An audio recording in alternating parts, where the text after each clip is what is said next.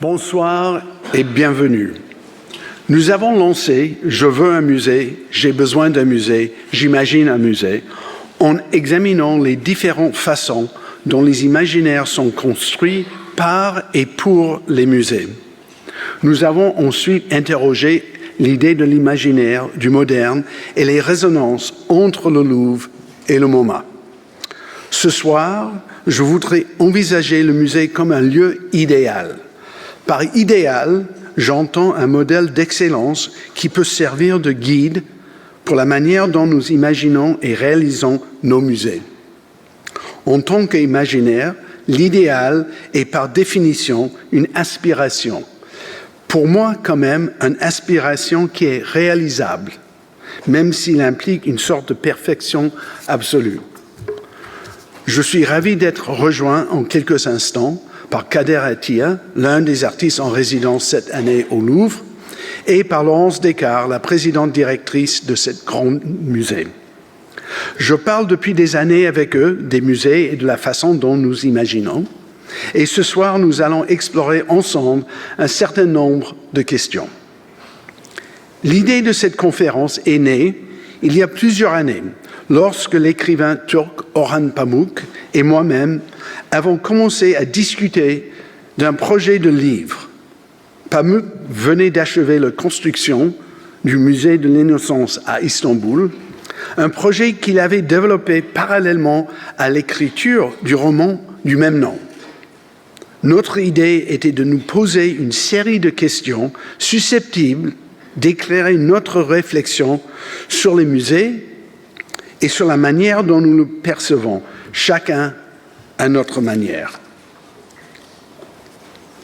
Le projet n'a jamais vu le jour, mais j'ai passé beaucoup de temps à réfléchir à plusieurs des questions qu'il m'avait posées, notamment à quoi ressemblerait ton musée idéal?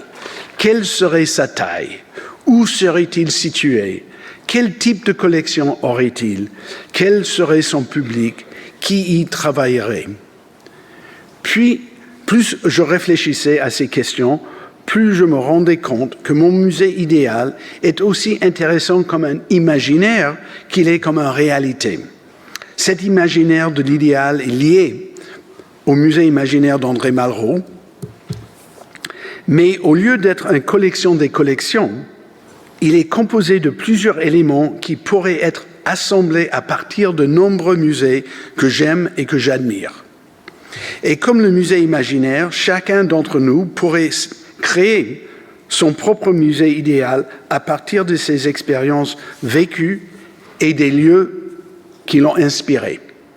Les imaginaires qui résulteraient pourraient influencer notre façon de percevoir les musées réels lorsque nous les visitons et les découvrons. J'ai commencé à imaginer mon musée idéal de la manière suivante. Ce serait un lieu de rassemblement pour l'art et les gens.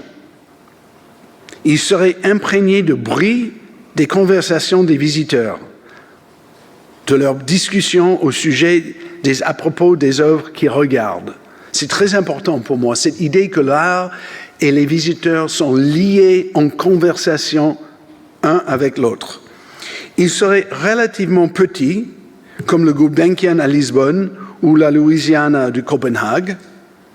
Il se trouverait dans une ville, mais serait situé dans un jardin, en tout cas dans un environnement tranquille. Il serait suffisamment petit pour être visité en une journée, mais suffisamment grand pour donner envie d'y revenir pour en voir davantage. Sa collection comprendrait des œuvres d'art provenant d'Europe, d'Asie, d'Amérique du Nord et du Sud, d'Inde et du Moyen-Orient, autant de régions que j'aime visiter et découvrir. Ces collections pourraient certes couvrir différentes époques, mais mon musée idéal serait centré sur le présent, car je m'intéresse à la façon dont les artistes vivants voient et comprennent le monde. Mon musée idéal serait lumineux et baigné de lumière. Il aurait de nombreuses fenêtres afin que les espaces intérieurs et extérieurs puissent toujours dialoguer. J'ai demandé à l'IA d'imaginer à quoi cela pourrait ressembler. Voici ce qu'elle m'a proposé. Je pense qu'il est juste de dire que l'IA, même après plusieurs essais, a encore un long chemin à parcourir. Mon musée idéal serait un grand espace, un lieu de la vie citoyenne et publique, dont l'architecture inviterait le public à se rassembler. Il pourrait ressembler à un musée conçu par Lino Bobardi à Sao Paulo, avec ses piliers rouges spectaculaires et ses galeries suspendues au-dessus d'une grande plaza. Le compositeur américain John Cage était tellement impressionné par ce bâtiment qu'il a appelé une architecture de la liberté. Et mon musée idéal serait un musée de la liberté. On peut être ressemblement, ou peut-être il ressemblerait à l'extraordinaire musée du Peter Zumthor à Bregenz, situé sur les rives du lac de Constance et doté d'un ingénieux système d'éclairage naturel qui permet à chaque étage d'être éclairé par le haut. Elle aurait l'intimité des espaces de la Dulwich Picture Gallery de John Soane ou des élégantes galeries de l'étonnant Kimball Art Museum de Louis Kahn. Les installations seraient innovantes et surprenantes, différentes de celles des autres musées. Peut-être comme le projet de Lissitzky pour l'Abstract Cabinet à Hanovre ou le plan original de Lino Bobardi pour le musée de Sao Paulo ou encore le musée de l'Innocence de Orhan Pamuk.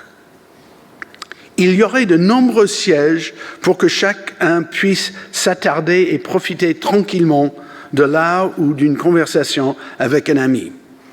Il y aurait un excellent café ou restaurant pour se ressourcer, comme à la Fondation Louis Vuitton ou à la Bourse de commerce ou encore le barroom du MoMA.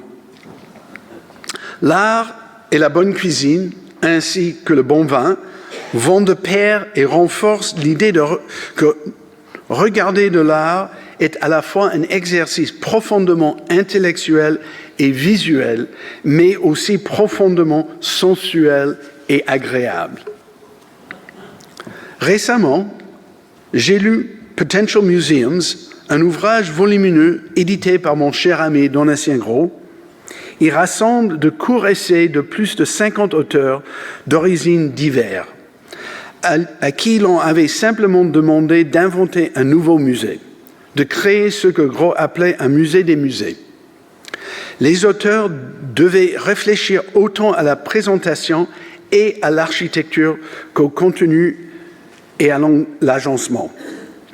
Tout comme Orhan et moi-même, lorsque nous avons imaginé un musée idéal, Donatien a compris que créer un nouveau musée devait être une sorte d'amalgame de possibilités et de perspectives possibles.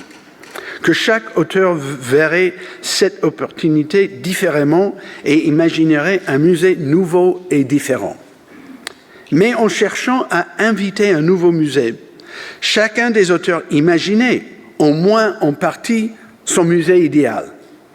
Voici l'exemple du photographe britannique Richard Wentworth. J'imagine un musée d'escalier où le plaisir, il dit, la magie des formes répétitives, chaque marche imitant la précédente et préparant la suivante, nous rappelle l'émerveillement de monter et descendre dans l'espace. Touchez une rampe, vous dites instantanément dans quel type de bâtiment vous vous trouvez. Et cela suggère la continuité comme une métaphore de l'invention de tous les musées. Ou encore le philosophe Emmanuel Cocchia, qui imagine le musée comme un magasin. Le musée traditionnel, écrit-il, représente de ce point de vue la structure d'abstraction la plus complète. Un magasin, c'est-à-dire le nouveau musée, est au contraire le dispositif qui doit produire le contraire. Si le musée traditionnel soustrait l'objet au monde, le magasin est ce que ouvre l'objet à tous les mondes possibles. Il poursuit. Si le musée traditionnel est une caverne qui promet l'illumination, le magasin reste paradoxalement fidèle au mythe platonien. Il place le client ou l'acheteur dans la position de celui qui sort de la caverne, sachant que le monde réel est celui qui s'ouvre à l'extérieur du magasin. Et ce qui est intéressant, c'est qu'en 1955, le musée d'art moderne à New York a été pris comme un magasin. Les critiques du moment ont parlé que le musée est devenu comme un magasin, un endroit où il y a un échange entre un public et les marchands. Lorsque je réfléchis aux différentes manières dont l'imaginaire idéal peut se manifester dans le musée, je reviens souvent au travail de l'artiste indienne Dayanita Singh. À partir de 2013, Singh a commencé à créer ses propres musées portables. Ceux-ci étaient composés d'écrans en bois et de boîtes avec des étagères et des tiroirs, ainsi que des armoires cachées dans lesquelles elle plaçait des dizaines, voire des centaines de ses propres photographies et parfois celles de sa mère. Son premier musée était un file museum, une sorte d'hommage aux archives et aux bureaucrates qui les gèrent en Inde. Les musées suivants, comprenant notamment le Museum of Little Ladies, le Museum of Photographs, le Museum of Furniture, le Museum of Machines et le Museum of Chance. Chaque musée peut être présenté indépendamment ou en groupe. Ensemble, ils forment une sorte de famille de musées maintenue par un échafaudage architectural et d'autres éléments qu'elle utilise pour créer un espace muséologique qui nous place au centre de son univers. Elle est arrivée à son musée le plus ambitieux, Museum of Chance, après avoir épuisé tous les autres modes de classification auxquels elle pouvait penser. C'est avec ce musée qu'elle a compris que pour le maintenir toujours vivant, il devait constamment changer, tant dans sa configuration architecturale que dans les images présentées. Le Museum of Chance est à la fois une archive d'œuvres et un espace autonome. Et Singh nous invite à naviguer à travers et autour de son projet, transformant son espace privé en un espace public. Singh conçoit ses musées comme des mondes autonomes. Seuls ou ensemble, ils génèrent l'imaginaire d'un temps et d'un lieu idéalisé, incarnant une riche archive des liens et des associations imaginées par les riches archives d'associations de l'artiste. Sa collection de musées est un cousin des musées de Gros. Il y a un dernier projet à examiner avant de demander à Kader et Laurence de me rejoindre sur scène.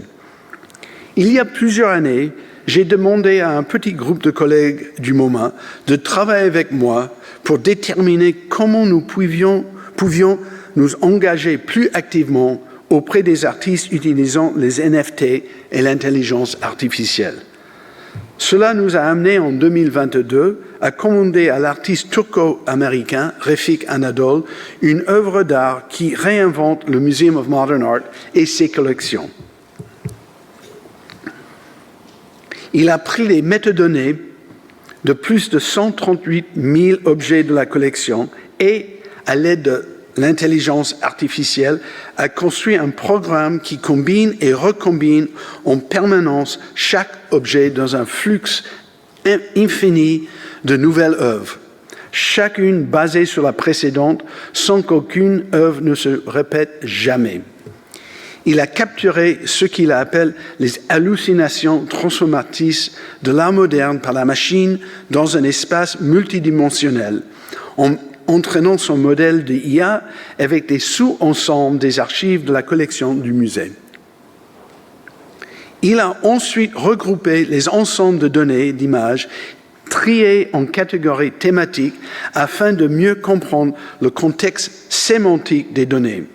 Il a également ajouté des capteurs dans l'espace où Unsupervised, le nom de ce projet, était présenté, afin de détecter les changements de température, de son et de mouvement, de sorte que la machine soit activée simultanément par des événements se produisant dans le temps et l'espace réel, ainsi que dans le temps virtuel et l'espace numérique. Comme la machine inventait et modifiait constamment ce qu'elle générait, il a décidé de l'intituler cette œuvre unsupervised, sans supervision. Elle fait partie d'une série en cours que Anadol développe et qui utilise l'esthétique des données pour explorer les mémoires collectives. Par moments, il est possible d'identifier un tableau, un dessin ou un objet de la collection du Museum of Modern Art, mais celui-ci se dissout rapidement en quelque chose d'autre, laissant derrière lui une trace éphémère tout en créant simultanément une élision vers une image nouvelle et inattendue. Unsupervised imite la manière dont la collection du MoMA est constamment repensée et réinventée à travers la stratégie du musée qui consiste à modifier des expositions et ses collections. Les rêves et les hallucinations de la machine naissent de ce cycle métabolique ou rituel de destruction et de création, nous rappellent que la création artistique est un processus violent, qu'elle soit le fait d'une machine ou d'un être humain. Anadol dit de son travail « J'essaie de trouver des moyens de relier les souvenirs au futur et de rendre visible l'invisible. » L'imaginaire créé par Unsupervised est celui d'un musée générateur de possibilités, un lieu où les frontières entre l'intelligence artificielle et le temps et l'espace réel s'estompent et où le musée devient un flux infini de codes qui s'auto-alimentent dans une cascade d'images autogénérées. André Malraux avait anticipé quelque chose de similaire avec son musée imaginaire, comme je l'ai expliqué dans ma première conférence. Mais Malraux ne pouvait pas prévoir que la circulation omniprésente des images qui se cristallisent à travers les réseaux sociaux et autres plateformes numériques en flux de composition organisée rendrait possible la création de nouveaux musées et de nouveaux imaginaires pour chacun d'entre nous dans ce façon. Unsupervised est une sorte d'apothéose de cette idée, et l'imaginaire qu'il génère crée son propre idéal en jouant sur l'idée de métamorphose de Malraux, mais en la traduisant en code. Kader Attia et Laurence n'ont guère besoin d'être présentés ici, mais permettez-moi simplement de dire que Kader est l'un des artistes les plus réfléchis et les plus intellectuellement curieux que je connaisse.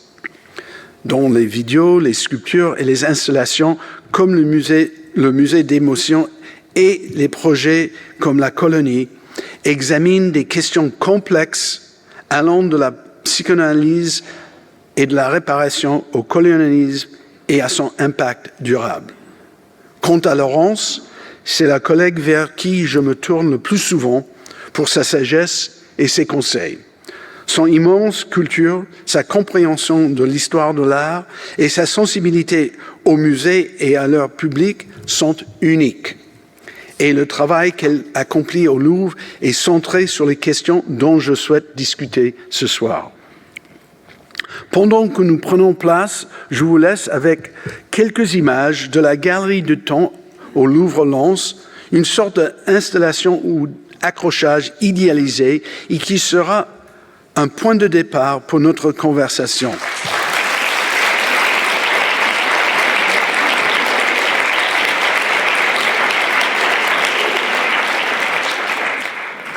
Peut-être, Kader, je commence avec toi parce que tu as passé tellement de temps ici au Louvre en découvrant des choses. Est-ce que votre temps dans le musée a changé ton avis de l'idéal, de ce que tu cherches dans les musées ? Merci d'abord pour cette extraordinaire présentation, Glenn. Et effectivement, d'abord je suis ravi d'être avec vous tous ce soir et avec notre présidente pour parler de ces questions d'avenir.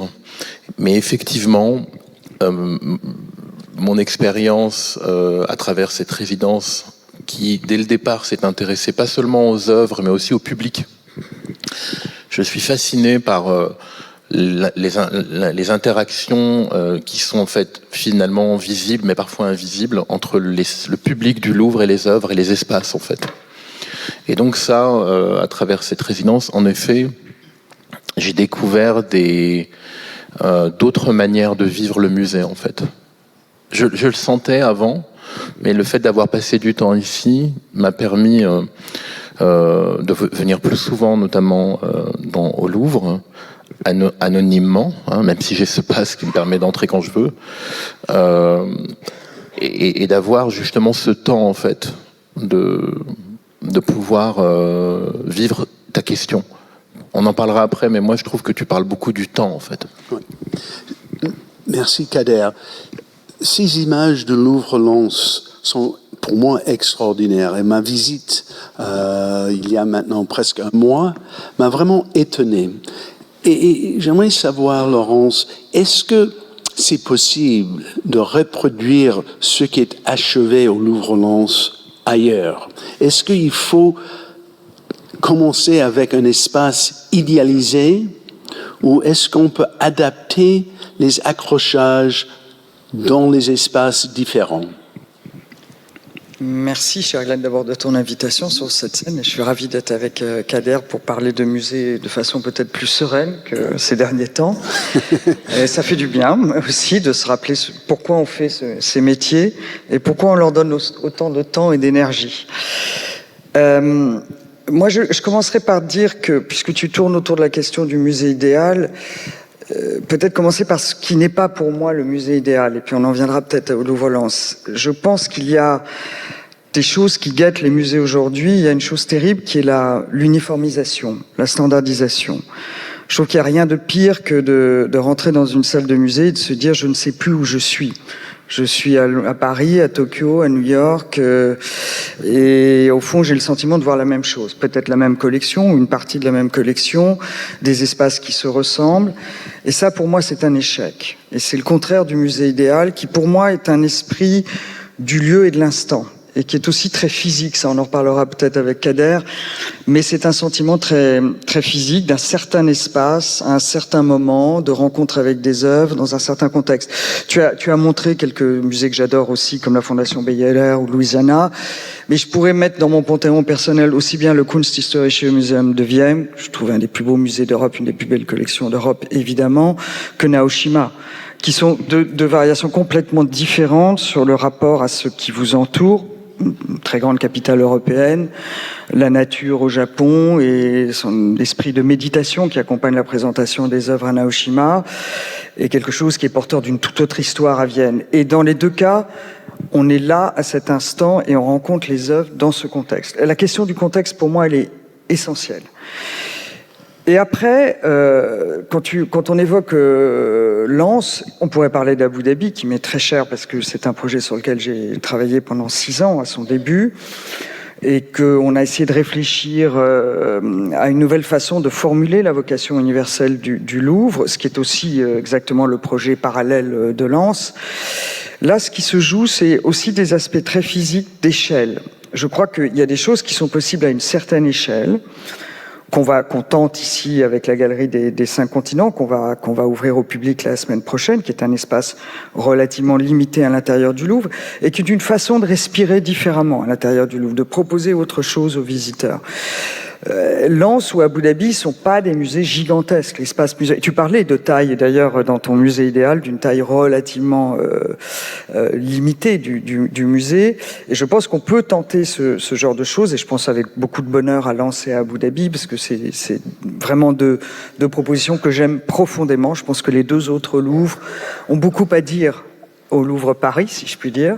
Et c'est plus l'esprit de ça que j'essaye de travailler avec les équipes du Louvre pour des moments peut-être de respiration, de dialogue qui vont s'inscrire dans l'extraordinaire espace que Kader évoquait à l'instant, qui est exceptionnel, mais qui est, en termes de surface pure, le plus grand musée du monde. Donc c'est un défi colossal. Et toute l'histoire du Louvre, d'un certain point de vue, est une conquête permanente de territoire, de nombre d'œuvres aussi montrées à l'instant T. Donc, des choses qu'il faut pouvoir appréhender aujourd'hui, je pense, avec des grilles nouvelles comme celle de Lens et d'Abu Dhabi. Et je ne dis pas du tout qu'il faut faire ce qui est fait à Lens ou à Abu Dhabi à Paris, que je sois bien comprise, parce que je sens que des mauvais esprits pourraient s'en emparer tout de suite. Mais je pense qu'il y a un esprit, une façon de voir, en tout cas cette vocation universelle différente dans ces deux lieux, que je trouve extrêmement stimulante et intéressante. Tout à fait. Kader, si tu veux reprendre, c'est une conversation entre nous, amis. J'aimerais bien sauter sur le terme qu'a employé Laurence d'échelle, parce que je crois qu'il y a une dimension, polysémique de la notion d'échelle lorsqu'on parle de musée, en fait, et notamment quand on parle de musée du futur. Effectivement, quand je vais au musée de Braunschweig, qui est un petit musée de province allemand que j'adore parce que il est toujours vide et on découvre des Cranach et des Vermeer de Delft dans un musée qui est quasiment resté dans son jus parce que c'est en ancienne RDA. Il y a effectivement ce rapport d'échelle. Mais il y a un deuxième rapport d'échelle, moi, qui m'a beaucoup plu à la fois que j'ai découvert de manière intense dans cette résidence, aussi parce que il correspond à notre époque. C'est le rapport d'échelle attentionnel des œuvres. Vous avez par exemple, le Louvre, évidemment, des rapports d'échelle attentionnels qui sont très intéressants, notamment dans la salle où vous avez les Noces de Cana qui font face à la Joconde. Or, bien que la Joconde soit beaucoup plus petit en termes de taille, l'essentiel de la foule regarde la Joconde. Quand on vient plusieurs fois dans cette salle, on s'intéresse justement à ce que j'appelle la notion de rapport d'échelle attentionnelle. Et pourquoi je parle d'échelle attentionnelle ? Parce que nous entrons, à mon avis, nous sommes déjà entrés dans l'économie de l'attention. C'est-à-dire, l'expérience muséale du spectateur reste encore, heureusement, physique, reste encore une individuation collective. Hein. Ce sont des individus qui, même sans se parler, forment un individu collectif.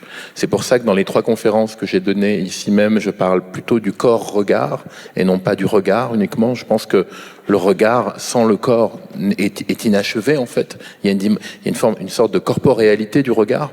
Et en fait, c'est ça qui m'intéresse aujourd'hui, pour répondre à ta question du musée du futur, c'est que l'un des défis à relever, si je puis me permettre, ou en tout cas d'une conscience, plutôt conscience, je dirais d'ailleurs, de l'expérience artistique, c'est aussi bien pour les spectateurs que pour les professionnels de la muséographie, de comprendre que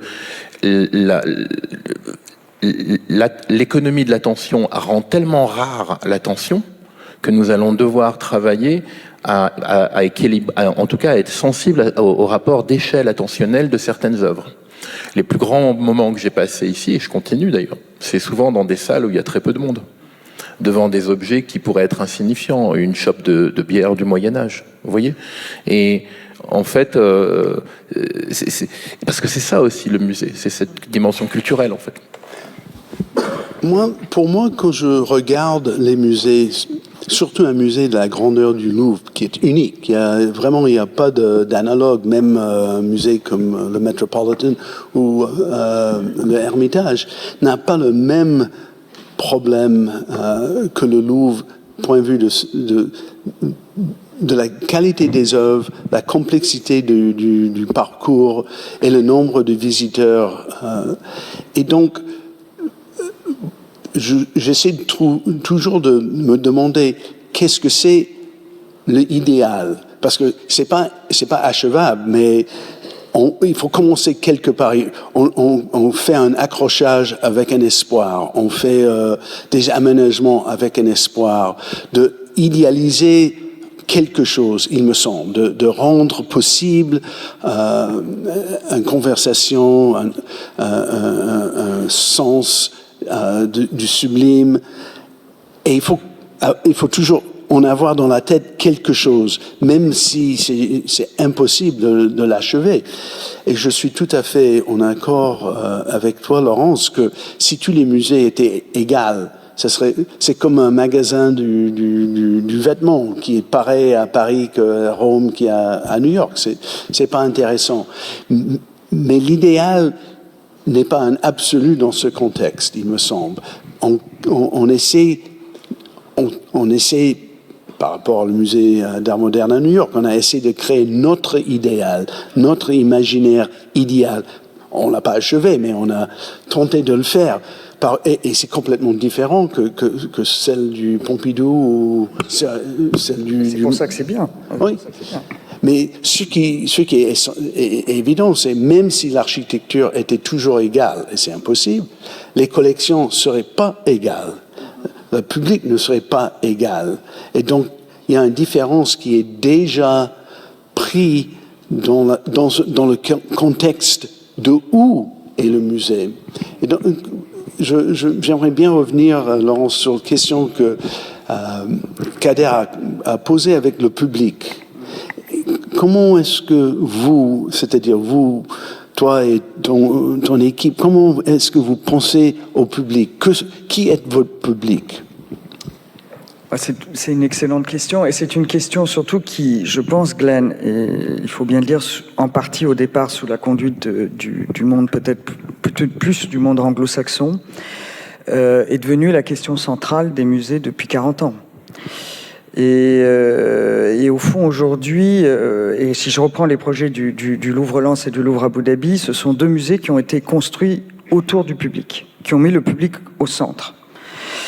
Alors que dans l'histoire des musées, et particulièrement certainement dans l'histoire du Louvre, ce qui est au centre, ce sont les collections. Et je pense que ce qu'il nous faut aujourd'hui, c'est bien sûr penser constamment les rencontres d'aujourd'hui et de demain entre le public et les collections. Et qu'il faut qu'une grande institution comme le Louvre se saisisse complètement de la question du ou des publics. Après, on peut... Évidemment, c'est une énorme discussion. Parce que c'est un enjeu absolument capital, c'est presque un enjeu politique aujourd'hui autour du musée, et que nous avons un devoir bien sûr de transmission, d'éducation au sens très large, aussi peut-être plus anglo-saxon que d'ailleurs européen du terme. Et pour moi, c'est une question absolument fondamentale. Alors, il n'y a pas un public, il y a des publics, il y a des façons de fréquenter le musée. Et moi, je crois surtout, j'aime beaucoup. Enfin, je considère d'abord que les musées, ils sont en mouvement perpétuel. Je le dis devant Laurent Lebon qui est avec nous, qui nous fait l'amitié d'être avec nous ce soir, c'est le mouvement qui lui est cher au Centre Pompidou. Mais en fait, souvent, et surtout face à un musée comme le Louvre, et je le vois même encore dans les incompréhensions des derniers jours, souvent le public perçoit le musée comme quelque chose de figé, qui a toujours été là, ça a toujours été comme ça ne devrait pas bouger, etc. Il n'y a rien de plus faux. L'histoire du Louvre, elle est faite de réinvention permanente et de changement permanent. C'est organique, c'est un corps vivant, et heureusement qu'il est vivant, et heureusement qu'il change, qu'il bouge, qu'il se métamorphose. Le Louvre, c'est une métamorphose permanente, et je suis sûr que le MoMA, d'un certain point de vue, est une métamorphose permanente, à l'image de l'œuvre que tu as montrée à l'instant, et que c'est bien, et qu'il faut accepter cette vie du passage des générations, des goûts, des approches, des récits, d'une histoire de l'art qui se réinvente, de prise en compte de considérations qui viennent justement des publics aujourd'hui. Et que, il faut accepter que les choses changent et qu'elles sont là et que c'est normal et que ça fait partie de la vie d'une institution. Et que ce changement, il accompagne précisément les publics et qu'il accompagne...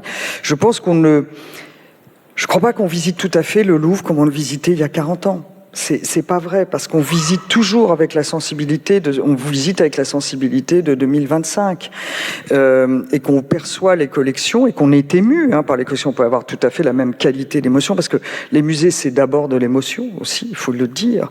C'est du temps dans l'espace. En fait, dans un espace donné, on en revient à notre affaire de rapport au temps et de rapport physique, et ça produit de l'émotion, et ça produit des idées, et c'est jamais la même histoire. Et on sait très bien, parce que on est tous les trois amenés à beaucoup fréquenter les musées, que même notre rapport à des musées qu'on connaît très bien, il change avec le temps. Moi, j'ai longtemps fréquenté les salles et les collections du musée d'Orsay et de l'Orangerie, que j'ai eu l'honneur de présider, de diriger. Et je le dis en tant que 19e, parce que c'est la planète dont je viens, Cézanne, qui est un artiste auquel j'ai une immense passion aujourd'hui, est un artiste que j'ai mis du temps à appréhender. Et quand j'ai commencé ma carrière, il y a heureusement très longtemps, il y a 30 ans, Cézanne n'était pas l'artiste vers lequel je me tournais. J'étais plus naturellement quelqu'un qui aimait Manet, j'adore toujours Manet, mais je saisissais moins Cézanne.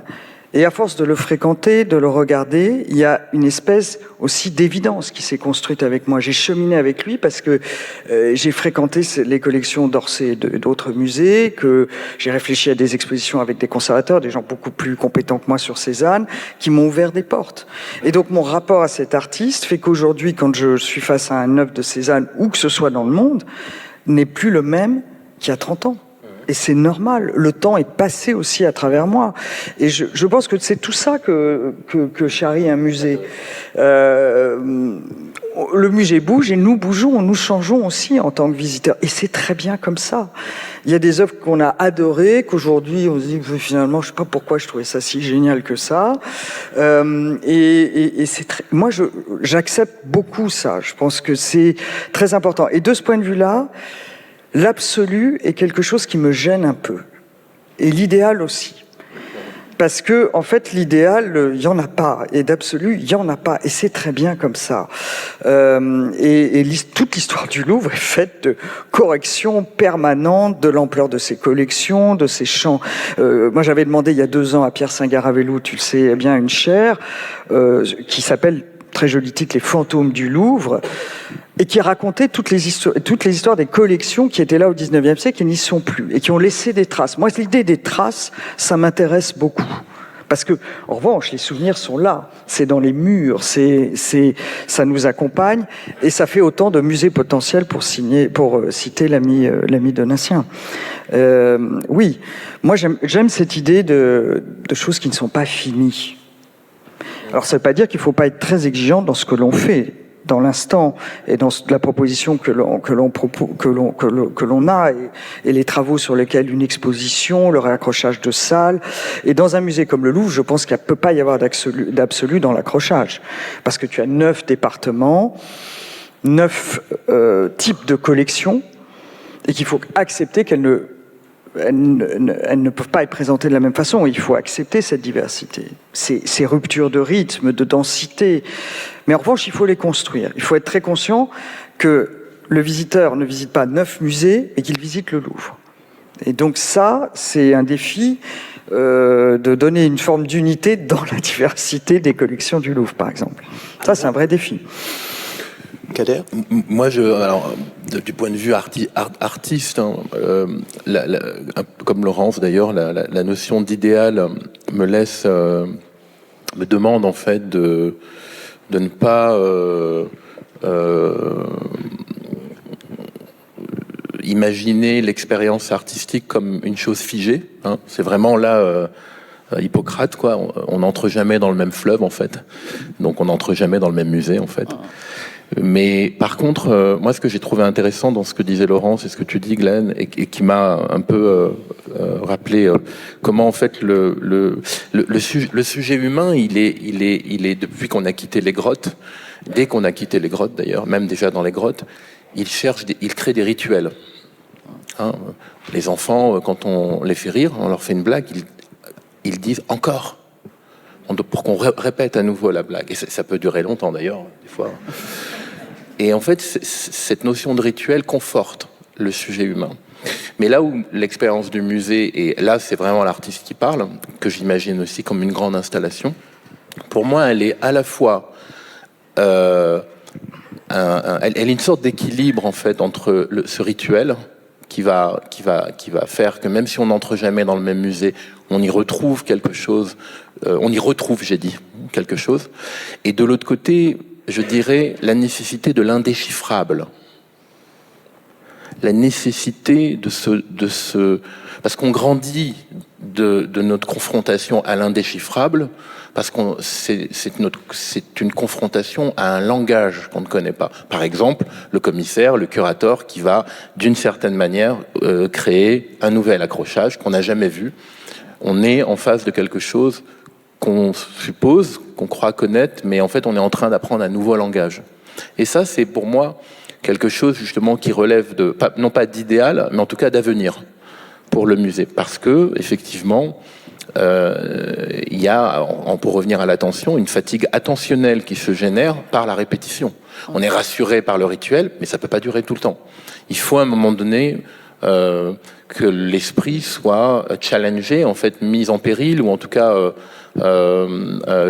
confronté à cette expérience mise en danger, en fait, hein, du point de vue du sens, pour pouvoir, à un moment donné, être aussi actif. Pourquoi je dis ça? Parce que finalement, l'expérience de l'œuvre, c'est une expérience de conscience. Quand je dis, je cite souvent ce philosophe Daniel Bougnou, je crois, qui disait, finalement, si l'être humain s'est tenté d'inventer des machines pour accélérer la tâche, le temps, alors peut-être les œuvres d'art sont des machines à ralentir le temps. Bon, Changer le temps même. Et le changer aussi, mais à le ralentir, ça, alors là, complètement. Comment? Lorsqu'on est en face d'une œuvre d'art, on est soi-même dans un autre temps, en fait. Et c'est ça, moi, qui m'intéresse. C'est ce moment où l'expérience aussi bien muséale que celle d'une œuvre, elle vous demande de recommencer, en fait, de vous updater, de vous mettre à jour. Pour moi, c'est les musées qui arrivent à faire ça. Quand on regarde les œuvres dans un musée, même si on est en train d'aller d'un galerie à l'autre, il y a un ralentissement qui arrive dans le regard. Et chacun arrive à son regard avec l'œuvre à soi-même, mais je crois que pour tous les visiteurs, il y a cet engagement où le temps s'arrête, où il y a une pause. On est conscient qu'on n'est pas dans la ville même, on n'est pas chez soi, on est dans un espace culturel qui vous donne permission à penser, à découvrir, à réagir. Et moi, je trouve ça fascinant comment ce pouvoir est donné au public. Parce que c'est pas quelque chose, il me semble, qu'on fait exprès, mais c'est dans les murs du musée, c'est dans l'espace du musée, et le public comprend qu'il y a quelque chose qui se déroule, qui est unique. Le musée redonne du temps aux spectateurs, en fait, du temps pour soi. Ouais. Oui. Et cette idée de ralentir le temps, c'est d'abord arrêter le regard. Pour nous, enfin, quand professionnels de la profession, si je puis dire, c'est un enjeu extrêmement, et d'autant plus, par exemple, dans un lieu comme le Louvre, que ce sont des collections immenses, oui, et qu'il y a la fatigue physique aussi, que comment arrêter le regard et provoquer justement cette espèce de suspension presque du temps et de rencontre avec l'œuvre d'art. Quand on a, en fait, plus de 30 000 œuvres qui sont présentées dans les galeries du Louvre. 30 000 personnes, oui, c'est un chiffre fétiche au Louvre. Mais ça, c'est des vrais enjeux, je pense, pour tous les directeurs de département, pour la directrice que je suis, parce que c'est une vraie responsabilité. Et donc, ça veut dire aussi que ça construit un discours, forcément. Un accrochage, c'est un discours, c'est un choix. Et un choix, ça veut dire qu'on renonce à dire certaines choses et qu'on en privilégie d'autres. Donc c'est un récit, c'est quelque chose. Et toutes ces questions-là qui se posent en permanence et qui rejoignent, je pense, des questions qui t'intéressent aussi beaucoup, Kader. Ça, c'est des vraies questions pour les musées d'aujourd'hui. Tu le sais bien, Glenn, c'est des questions absolument centrales. Et de ce point de vue-là, on a une responsabilité importante aussi. Voilà. Donc tout ça, c'est au cœur, je pense, en tout cas, des réflexions des musées d'aujourd'hui et de demain. Très vite pour terminer, moi ce que j'ai beaucoup aimé dans Laurence, dans le fait que tu as évoqué Cézanne, c'est que on est là vraiment en face d'une expérience artistique avec un auteur qui, au premier abord, hein, j'étais passé par la même période, est de l'ordre de l'indéchiffrable. Absolument. Et progressivement, moi aussi c'est un peintre que j'admire parce que quand on s'intéresse beaucoup à l'art moderne, il est avant Picasso, il est avant Braque, les premières peintures de la Montagne 5 Victoires, prélude à mon avis le cubisme. Et il y a cette dimension de l'indéchiffrable, mais la raison pour laquelle je suis au Louvre, et ça fait partie vraiment de ma pensée personnelle, c'est que bien qu'étant artiste contemporain, d'ailleurs je ne sais pas ce que ça veut dire, pour moi on est soit artiste, il y a de l'art, hein, il n'y a pas de l'art contemporain, c'est extrêmement important de comprendre ce besoin qu'a le sujet humain d'apprendre, de se retrouver face à cet indéchiffrable, en fait. Tout à fait. Et pour boucler avec Cézanne, il y a cette belle citation qu'on accorde à Cézanne sur le Louvre qui dit « Le Louvre est le livre dans lequel nous apprenons tous à lire ». Et c'est peut-être la plus belle définition pour le Louvre. C'est peut-être la plus belle définition. Alors, elle vient de Cézanne, en plus, c'est évidemment magnifique. C'est l'idéal, peut-être. C'est peut-être une forme d'idéal, oui. Mais très difficile à atteindre. Kader, j'aimerais bien parler un petit peu à tes efforts pour la réparation, parce que c'est aussi un genre de trouver un autre moyen de penser le musée. Et tu as fait plusieurs installations, plusieurs musées, on peut dire, où le but, c'était de prendre des objets qui ont été écrasés, détruits, et de les montrer en réparation. Pas comme ils ont été restaurés, mais dans leur état presque humain. La réparation, j'y suis venu effectivement d'ailleurs à partir des objets, avant des œuvres d'art. Et moi, une des choses qui m'a le plus frappé, c'est à travers mes recherches, j'ai découvert il y a presque 20 ans déjà, j'avais montré le premier travail à la Documenta de Casole, que alors que le mot même réparation, qui a pour racine reparare en latin, qui entre autres veut dire revenir à l'état original, et qu'on trouve en espagnol, repair en anglais, reparaturen en allemand, etc. C'est une vision du monde qui, je dirais, donne à penser que l'on puisse revenir à l'état original. On ne revient jamais à l'état original. Même le plus grand des restaurateurs, comme cette femme formidable que je vois souvent à Berlin, Anne Goebbels, qui travaille avec Pergamon, quand je lui parlais de ça, elle me disait « Non, mais cette céramique, moi je l'ai restaurée, regarde, on voit plus les fissures. » Je disais « Oui, mais si on prend un microscope très perfectionné, on va les voir. » Et en fait, moi, ce qui m'intéresse dans l'idée de réparation, c'est que les sociétés prémodernes, en fait, ce concept que je viens de vous expliquer est très moderne, cette idée du contrôle de la blessure, du contrôle de l'accident. Les sociétés prémodernes, elles, ont réparé les objets.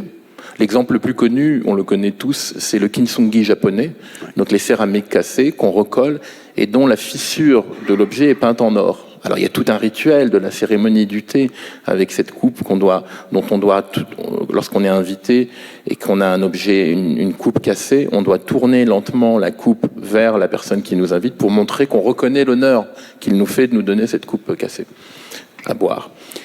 Mais les calebasses africaines, avec des réparations extrêmement sophistiquées pour des objets très simples, des calebasses, montrent que les sociétés prémodernes ont non seulement considérer la réparation comme un enjeu esthétique, puisque les réparations sont très belles, mais aussi parfois, et c'est là où ça m'a beaucoup intéressé, on laissait visible la blessure.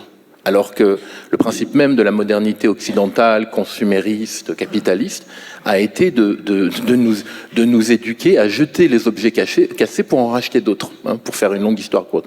Et moi, ce qui m'a intéressé, c'est que comment en tant que... Je dis toujours sur la réparation, il faut aller et venir de choses très précises comme ces objets, et puis aller dans des grandes métaphores. Donc comment les sociétés prémodernes qui ont considéré les blessures avec éthique, ou parfois esthétique, ou les deux, comment ce message anonyme par ce réparateur anonyme est à comprendre à travers notre culture de la blessure en Occident, en fait. Et c'est pour ça que j'ai fait le parallèle avec les gueules cassées, avec ces soldats qui... la Première Guerre mondiale est une guerre où, à un moment donné, d'un point de vue de la modernité, en fait, elle est probablement le moment où il y a cette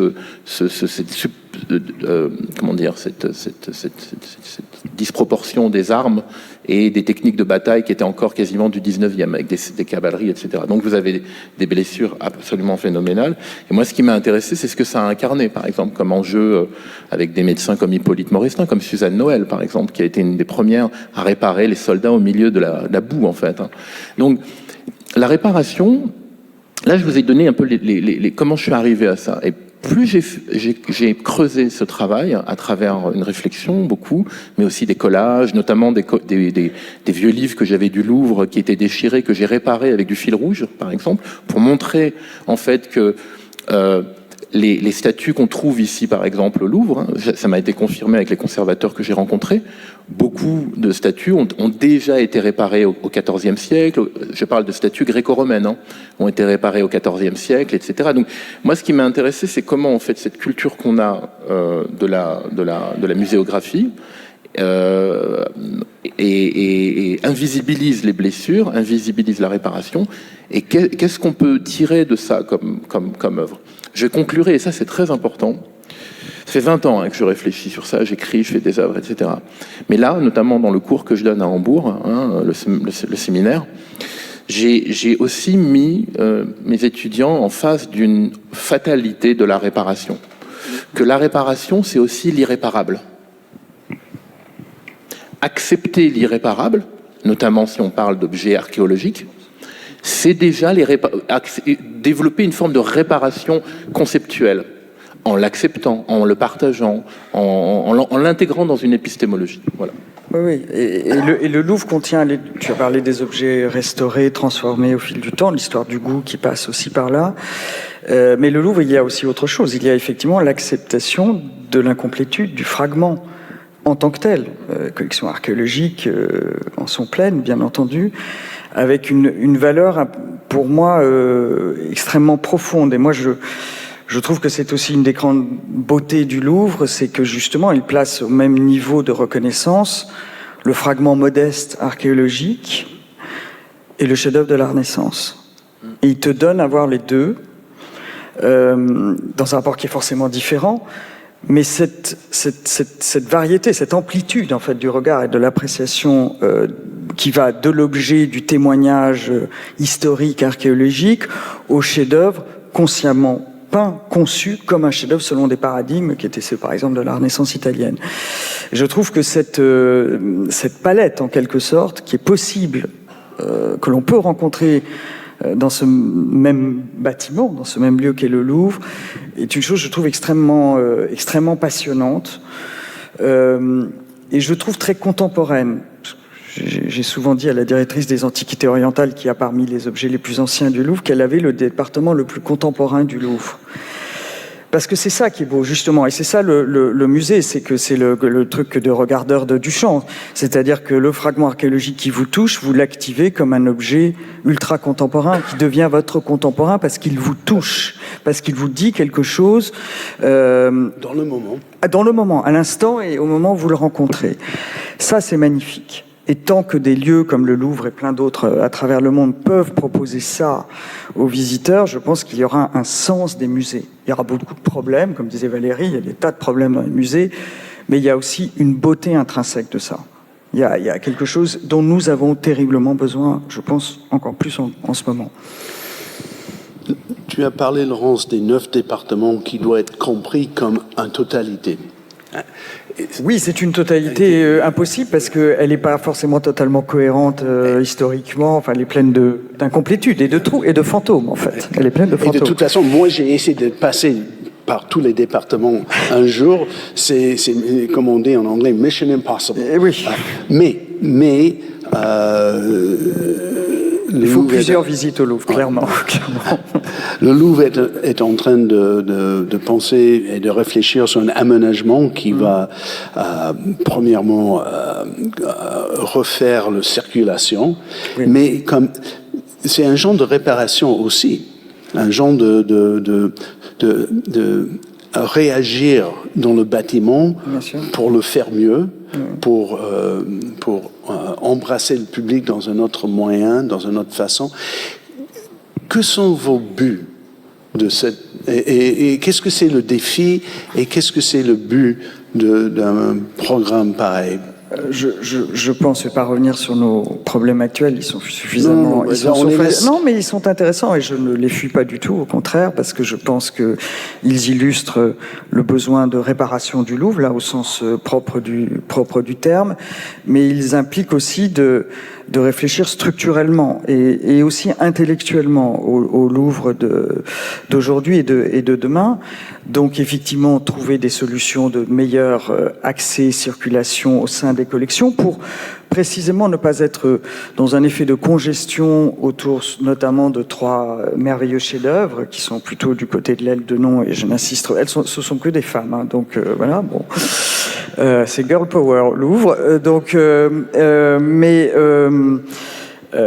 il est très clair qu'il faut que le Louvre respire sur l'entièreté de cet extraordinaire bâtiment qui a tant à nous dire aussi sur l'histoire du musée, de notre pays aussi accessoirement, mais c'est très important aussi, et de découvrir la diversité de ces collections, parce qu'elles nous ouvrent à la diversité du monde et de récits qui se connectent entre eux, qui se croisent en permanence.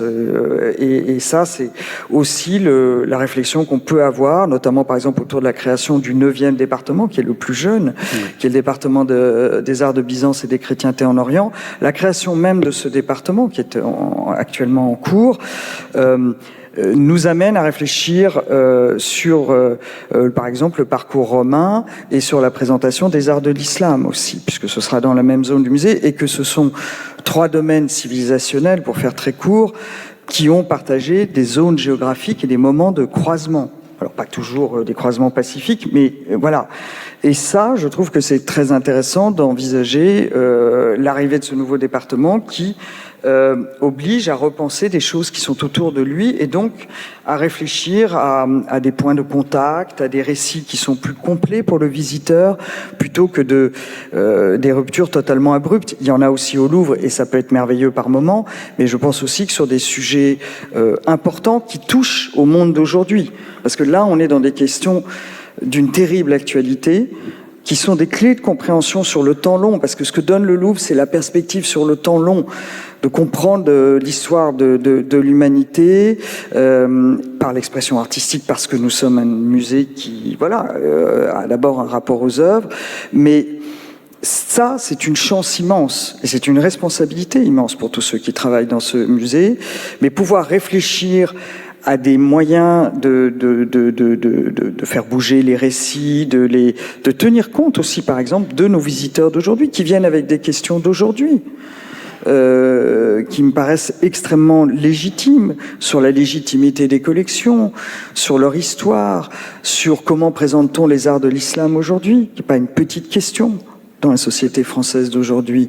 Comment porte-t-on le récit des chrétientés d'Orient aujourd'hui au Louvre, quand c'est voilà, un récit qui n'était pas présent, avec 20 000 œuvres qui ressortent de ce domaine civilisationnel de Byzance et des suites de Byzance qui sont immenses, et qui n'étaient pas pour l'instant lisibles dans le Louvre. Donc tout ça, c'est des questions magnifiques, lourdes, hein, complexes.